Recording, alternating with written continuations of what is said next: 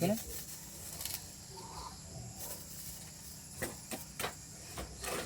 Ngayong hapon mga BFS, no, kabalo ka diri sa mga BFS sa may Maasim, Sarangani Province. Daghan na po kayong mga baboy diri nga na namatay no tungod sa sakit nga virus. Muna kasagaran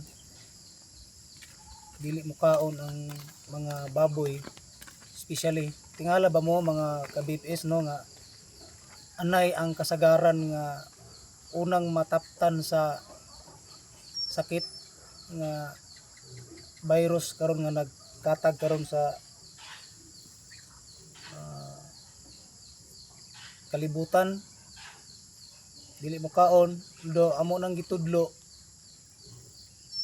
amo nang gibidyo nga ang pagtudlo mga tips kung unsaon nato pag recover atong mga binuhing baboy, especially mga anay nga dili mo kaon, unsaon siya nga makakaon na. Amo nang gitudlo na ana na sa among video, amo na nang na-post sa amo ang YouTube, bisan sa amo ang Facebook, amo na nang na-post. Gitudlo na mo mga tips kung di na mo kaon ang inyong baboy unsa himuon. So karon mga ka-BFS, amo sang ipakita na mo no unsay among ginabuhat, unang matingala ang nangutana ang amuang mga kaila pod nga kung na akong mga baboy diri naigo ba naigo ba sa sakit. Kaloy sa Ginoo wala naigo ang mga baboy diri no mga ka-BFS. So nangutana sila kung unsay inyong gihimo. So unang mga basic nga among ginahimo mga ka-BFS, after washing naga-spray mig crudo no. So inani imong gibuhat mga ka-BFS oh. Clorox, crudo nga nanay crudo ni amo lang gipakita ninyo unsay among gihimo sa pag prevent no sa posible nga motakboy sa tuang mga binuhing baboy. So usbon ko sa kuwang panglantaw, sa kuwang mga obserbasyon, ang virus karon, ang gadala karon sa virus, number 1 sa ako alang pangagpas abot lang sa inyo. Comment mo kung alang sa inyo unsa karoy hinungdan sa mga sakit karon sa baboy. So para sa kuha, langaw og lamok mo'y usa sa mga nagdala og virus na mo takboy sa atong mga binuhing baboy no, especially. So crudo, naputi na ni siya kay na si Clorox mga ka-BFS. Clorox, crudo o Clorox mao ni mong gina-spray mga ka-BFS no. Buntag ug humagwasing hindi pagkahapon, pero kung naagi langaw ang among mga baboy dire say maka-spray ko ganina kalima jud ko ga-spray kay naay mga langaw gyud. So gusto namo nga walay langaw gyud sa among baboyan, so ga-spray ko kalima ko karong adlaw no. O bago lang ko nahuman among gitudlo mao ni mong gigamit o ka-BFS oh, pag-spray sa mga langaw.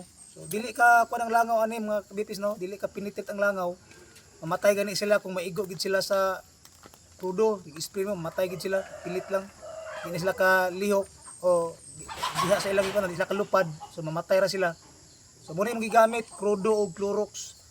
So daghan akong mga kaila ani nga akong gitudluan sa usay prevention sa posibleng motakboy nga sakit nga nagkatag karon sa tuwa sa diri sa kalibutan. So ila sa gihimo mga ka-BFS, so ingon sila sa kuha nga ilang baboy wala daw nagsakit ilang baboy. So praise be to God, wala nagsakit. So ingon sila mo gid lang gihimo para sa ani sa kong gihimo crudo Clorox, isagol sa crudo gi-spray tanan. So okay lang ni siya, may nangutana kung okay lang ba sa baboy ang crudo malanghap or makaon nila, maapis pagkaon kay matugpa man gini bisag asa o silang pagkaon.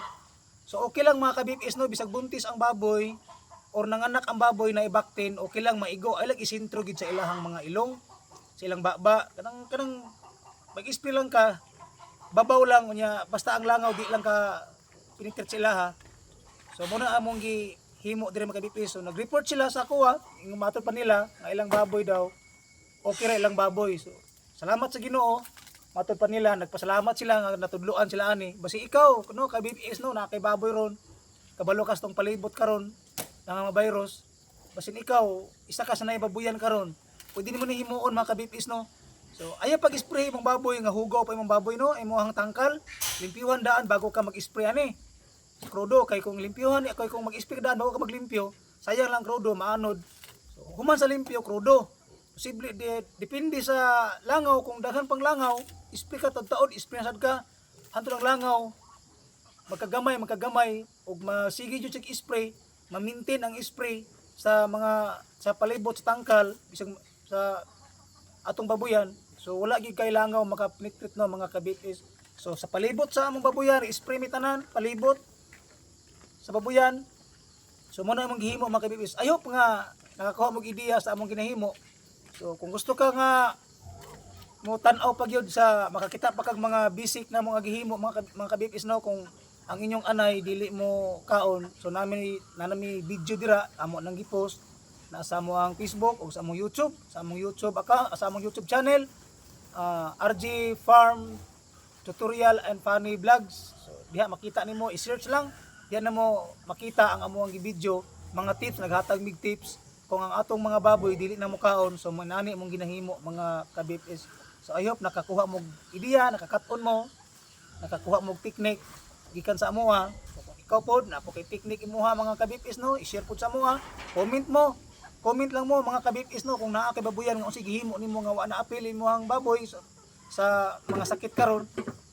So message ka sa kuha no mga kabipis. So need po namo ang inyong mga advice unsa inyong ginahimo sa inyong mga baboyan. Diri sa mong palibot mga kabipis, ilang mga anay diri halos wala na yung mga baboy diri sa mong palibot. Diri na lang og katong dito sa ubos nga baboy sa among silingan mo nalay naa.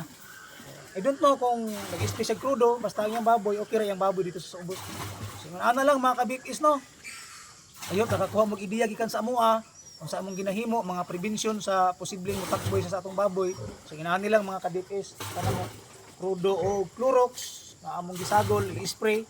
Depende kung napay langaw, pero ang amuag yung usual nga ginahimo, after nga magwashing, and then pagkahapon, mga alas 5 to alas 6 sa hapon, spray pun mikrudo kay ang lamok diha mo tirada sa alas 6 sa hapon ang lamok. So wala gi lamok mga kabisig si matulog ka diri wala lamok nga magatingog sa amo ang magtulog you know.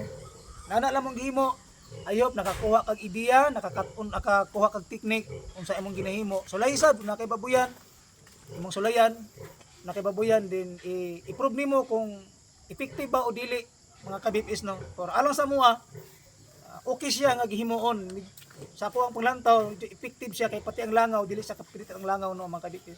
So kana lang ayop nakakuha mo ideya ay mo kalimot pag-subscribe ay mo kalimot pag-follow ay mo kalimot pag-like mga kabipis. God bless po.